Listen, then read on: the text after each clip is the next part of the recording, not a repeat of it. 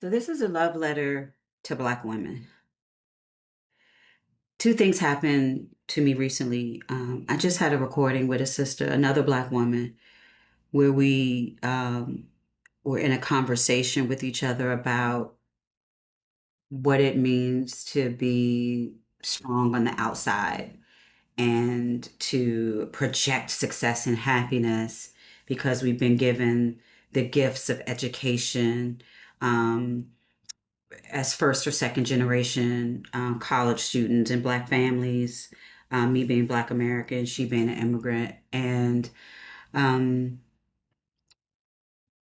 I also, this past Sunday, had the opportunity to connect with some of my sorority sisters for a beautiful brunch. We don't get to see each other that often. Um, I got to spend on Sunday 6 hours with two women I love deeply. We are leaders. We are mothers. We are daughters caring for aging parents. We are often the primary earners in our households. So a lot of people rely on us and our work and the output of our work. And typically, we're holding a lot of emotional relationship support in our ecosystems. And having the opportunity to spend 6 hours with my sorority sisters, with two other Black women who I can relate to, who um, just connecting um, made me, I didn't want to leave. I didn't want to leave that space. I felt like I could have talked to them forever. We started at brunch for 3 hours and just caught up. And then after we ate and realized that the restaurant probably would want their table, we went a few doors down to a warm cafe and just had coffee and matcha lattes and pastries. And we just kept talking. And after 6 hours, we still didn't want to leave each other. I felt like we really got the chance to slow down and to exhale and to just be softened. And what I realized um, is that we as Black women are holding everything together for many people across many ecosystems. And yet we don't always have the space where we can just be held. Just for a few hours, we got to stop being strong. We got to stop being leaders. I got to be me, and they got to be them. And so I'm sitting with that. We're always holding everything together, and yet we don't often have the spaces where we can just be held. And so, as I thought about what made that time so special on Sunday, I started to think about the word vulnerability. What made it special is that we were vulnerable. We didn't show up performing, we didn't show up in our roles or our titles. We got to take all of that off, take off the mask, take off the clothes, and we got to connect and build intimacy. But it required us to be vulnerable. We were willing to be seen. We were willing to share our true feelings and emotions. And we were able to listen to one another, to let go of control or trying to appear like we're in control. We were able to not look like we needed to have it all together.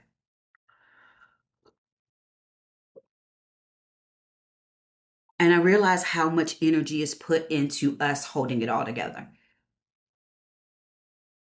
We don't even realize how much energy we're using every day to take up these roles in our lives, not only at work, but also in our families and in our friendship groups. And so that's what I felt on Sunday. I felt intimacy. I felt connection and compassion. And I realized that a lot of that came from my willingness, our willingness to be vulnerable.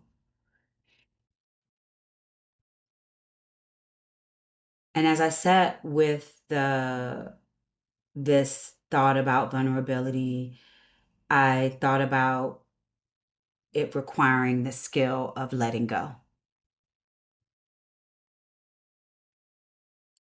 Letting go is hard for people like me because I've always had to stand in the gap, and spending a lot of my life as a single mother, being twice divorced and raising my son, I had to be the person to make sure everything was taken care of.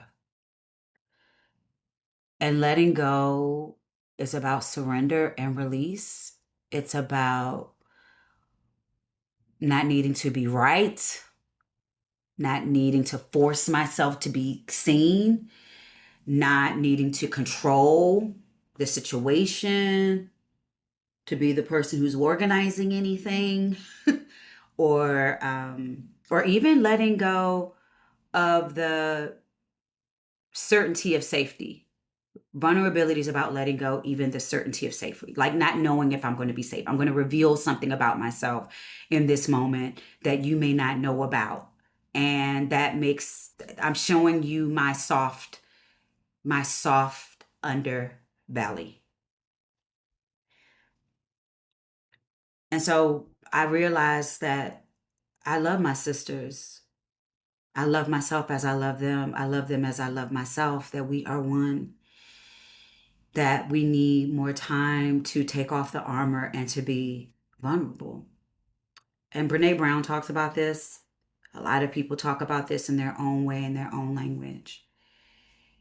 And so, as I journaled about this and reflected on this experience and how warm and loved and held I felt by something so simple, an afternoon with my sorority sisters over food and tea and just connection, I thought about what wisdom could I extract from this for myself and for others, not just for myself, but for other Black women. One is that we need to make time for community and sister circles, not just virtually and not online, but in person. Not a brand event, not something where we learn a new skill, right? Like I was recently last fall in a beautiful, intensive uh, training opportunity for Black female entrepreneurs. It was amazing. I learned so much from faculty, business school professors for 3 months. It was intense. But when I really step back from it, what I take away from it is like, it was just nice to be in community with a lot of other Black women who have started small businesses. So, yeah, there were skills and things, technical skills that we learned, but really it was about being held in community, having somebody else plan something for us and make sure that we were nourished and we felt good. So I've been thinking a lot about making time for sister circles and community. Um, the other one is, it doesn't, before we even get to that, what would it look like if we just make sure that every week we are connecting with one person where we don't have to perform? Just one person where we know we could just be ourselves, where we know our secrets are safe with them, that we can be messy, we can change our mind, we can contradict ourselves, we can cry, we can be angry and enraged, we can say something that isn't politically correct or PC, but we just get to be. And then the last thing, as I thought about what made this so powerful, is that we need to be willing to tell the truth. We need to be willing to show up with somebody who can hold us and be able to tell the truth. Because we can't tell the truth, starting with ourselves. I have to tell the truth for me about what I'm really feeling and needing. I have to slow down enough to check in with myself through my daily spiritual work, my daily spiritual practice, my journaling, just sitting in the silence with my tea for a minute to be honest with myself so that I can show up and be honest for others. We all need just one space in our life where we don't have to hold everything together all the time. And we need it more frequently. So I have two questions that I'm going to leave you with for reflection today. The first is, where am I still trying to hold everything together? Just look at your life and reflect. Where am I still trying to hold everything together? Is there a space where I don't have to hold everything together? In community with someone, not just by myself, but like in relationship with someone. And the other question is, where might I let someone actually see me? No makeup, my hair crazy, clothes crazy, comfortable. Where might I let someone actually see me? Because it's very clear that this archetype of the strong Black woman, while it can be useful and we've needed to build that armor to survive in these systems that don't love us, um, that we need that resilience, but we also need spaces where we can put it down. I'm not the first to say this. I'm not saying that this is original, but what I am saying is in this fast-paced, fast-moving world where we're always online and in digital communities, while that can be beautiful, I've been in some beautifully curated and facilitated communities since 2021. While that can be beautiful, we also need spaces and opportunities where we can tell the truth, and we don't have to perform. And nobody's going to judge us. And they're just going to hold us and they're just going to love us. Sunday with my sorority sisters, and even this conversation with my homegirl recently, that we're beginning to have a series of dialogues where we're just talking about this and naming it and sharing it out loud. um, these moments have reminded me that we were never meant to do this alone. We don't need to do this alone. How do I get in my way of asking for what I need and carving out time, just like I can carve out time to go to the doctor and to work with my clients and to get my workout in and to make sure that there's dinner? I can carve out intentional time with my sisters.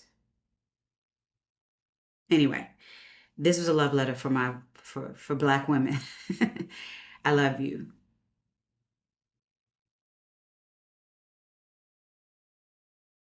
If nobody else has told you that today, I love you. I think about you. I'm thinking about what you need and how I can more be of service to that. And if this is your first time here, I'm Jackie. I am the founder and CEO of Earthseed, where we believe the future of leadership is sacred. Leadership is our ministry. Not just leading at work, but in your life. We are leading, I am leading, you are leading, we are leading everywhere, in communities, in movements, in our homes.